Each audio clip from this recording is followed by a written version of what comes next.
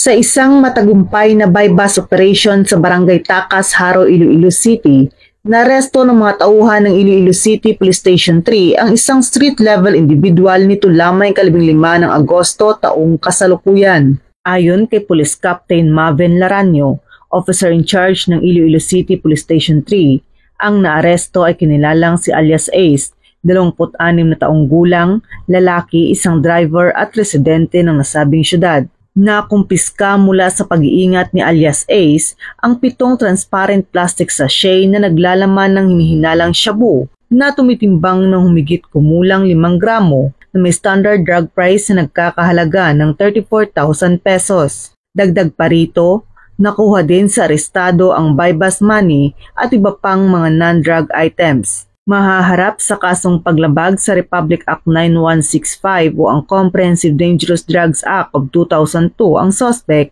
na nasa kustudiya na ng pulisya para sa tamang dokumentasyon at disposisyon.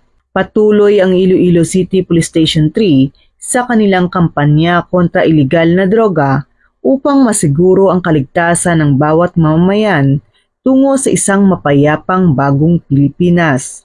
Mula dito sa Western Visayas, ako ang inyong PNN correspondent, Patrol Woman Charmaine Balansat, alagad ng batas, tagataguyod ng Balitang Pulis.